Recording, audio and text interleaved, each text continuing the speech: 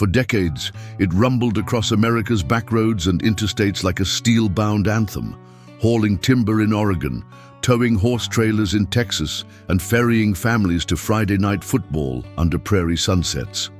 Folks nicknamed it the Unbreakable, a badge of honor it earned with every mile. Yet one crisp October morning, dealers quietly cleared their lots and assembly line welders clocked out for the last time. No headlines, no farewell tour. The truck that defined a generation simply vanished. So why did a machine loved by ranchers, contractors, and weekend warriors disappear overnight? Tonight, we lift the hood on that mystery.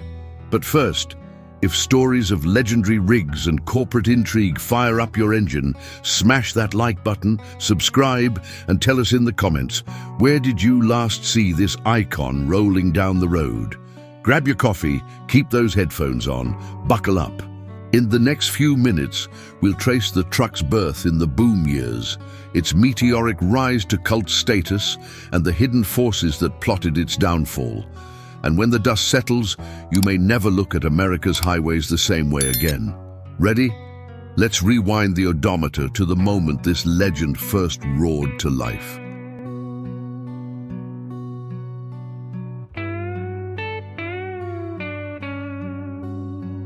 The early 1990s were a turning point for the American truck industry. As the country emerged from a recession and working-class pride surged, one vehicle stepped forward to redefine what it meant to be a truck. Not just a tool, but a statement of strength, reliability, and national identity. That truck was the Ford F-Series Super Duty, particularly the legendary F-250 equipped with the 7.3-liter Power-Stroke diesel engine. Introduced by Ford in 1994, this powerhouse wasn't built for looks or speed. It was built to work and to last. Under the hood, it packed a turbocharged V8 diesel engine known for its raw torque and indestructible lifespan. Mechanics praised it, farmers trusted it, and over-the-road haulers swore by it. But it wasn't just the engine. Everything about this truck screamed durability. The thick steel frame, the solid rear axle, and the kind of suspension that made it feel more like a locomotive than a pickup. You could load it with hay bales, hook up a gooseneck trailer, and still cruise down gravel roads like you were floating. It didn't complain, it didn't rattle, it just kept going. Commercials of the era leaned into this identity. The now iconic Built Ford Tough campaign showed these trucks plunging through mud, scaling mountain passes, and withstanding brutal punishment. They weren't marketing vehicles, they were selling resilience, the American dream in motion. Owners didn't just drive these trucks, they lived in them. In small towns from Oklahoma to Montana, it wasn't uncommon to find a 2-decade-old F-250 still hauling cattle or pulling a camper every summer. Some even passed theirs down to sons and grandsons, a steel heirloom that refused to die. In 1999, Ford upgraded the line with new body styles and interior comfort without compromising the truck's raw functionality. The 7.3 Power-Stroke remained at the heart of the beast, becoming a symbol in itself. The engine wasn't just known for its power, it was known for its near-mythical reliability. Many examples passed the 300,000-mile mark without ever needing major repairs. Mechanics would joke, "It'll outlive us all." And it wasn't just Ford riding the wave. Competitors like Chevrolet and Dodge were also locked in an arms race for torque and toughness. But for many, the F-250 with the 7.3 was the gold standard, the truck to beat. By the early 2000s, the truck had become a cultural icon. You'd see it on job sites, country music videos, and even in Hollywood films, when a character needed to look like they meant business. It wasn't flashy, it wasn't fancy, it was faithful. So how does something so beloved, so embedded in the American fabric, begin to vanish? The answer lies not in what the truck did wrong, but in what the world around it started to demand. Emissions standards were changing, fuel prices were rising, And behind closed doors, corporate decisions were being made that would silence this diesel giant for good. Let's take a closer look at how an unstoppable machine met the immovable wall of regulation, controversy, and strategic retreat. By the mid-2000s, trouble was brewing under the hood, not because the truck had lost its charm, but because the world around it was changing faster than Detroit could adapt.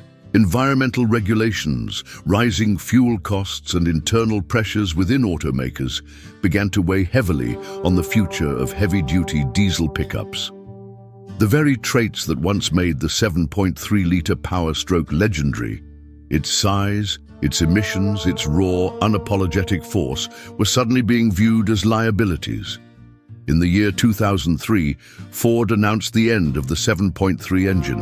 Its replacement, a 6.0-liter Power Stroke that on paper offered more modern features, cleaner emissions, improved electronics, and supposedly better efficiency. But on the roads, the reality was different. The 6.0 quickly gained a reputation for unreliability. Blown head gaskets, injector issues, and costly repairs plagued early models. It was a step forward in compliance, but a step backward in durability. For loyalists, the move felt like betrayal. Forums exploded with complaints. Mechanics saw a wave of frustrated customers. The engine swap marked the beginning of what many called the dark age of diesel pickups. The once unshakable reputation of the F-Series Super Duty took a hit, and the faithful began to look elsewhere or hold tight to their old models like sacred relics. But emission standards were only part of the story. Behind closed doors, industry insiders were wrestling with broader strategic shifts. Globalization had reshaped the market. Automakers were focused on international platforms, aiming for vehicles that could be adapted for multiple regions, not just the American heartland. The heavy-duty truck, once the pride of domestic engineering, was now being squeezed into tighter molds, dictated by international economics. Government pressure played its role as well. The Environmental Protection Agency's new diesel standards in the early 2000s forced manufacturers to make drastic changes. To comply, they added complex emissions control systems, exhaust gas recirculation, diesel particulate filters, selective catalytic reduction. These technologies, while environmentally necessary, introduced mechanical complexity that older diesel engines simply didn't need. For many, it felt like bureaucracy had choked out the soul of the American workhorse. And then there was the silence. When Ford officially discontinued the 7.3, there was no farewell ad campaign, no glossy tribute. It simply disappeared from the brochures, replaced by an engine many owners didn't trust. The same pattern happened across other brands. Chevrolet quietly phased out beloved V8 diesels. Dodge retooled its Cummins lineup. One by one, the titans of the past were shelved, their names forgotten by corporate memory, even as they roared on in garages and farms across the country. To the average consumer, it might have looked like progress. To the devoted, it was a funeral without a ceremony. But trucks, unlike trends, don't die quietly. The 7.3 still rumbles in the hearts of millions. In auctions, forums, and YouTube rebuilds, it lives on. Because sometimes, what the industry tries to bury, the people dig up and rebuild, stronger, louder, and more defiant than ever. And that leads us to one final truth. The disappearance was never truly an ending. It was the beginning of something more powerful than Ford or the EPA ever expected. A legacy. Though the factory shut down and the brochures moved on, the legacy of this truck never left the American road. The 7.3-liter Power Stroke and the F-Series Super Duty it powered became more than machines. They became monuments. In barns, workshops, and dusty back roads, these trucks continue to pull, climb, and roar like it's still 1995. Owners rebuild them not just for utility, but for what they represent, an era when trucks were built to endure, not to comply. A time when steel trumped plastic and engines were measured in torque, not touchscreen size. And while the industry may try to bury the past with sleek hybrids and corporate silence, these rigs keep rumbling, symbols of resilience in a world that moves too fast to appreciate what it lost. They took it off the market, but they couldn't take it off the map. The legend isn't gone, it just changed lanes.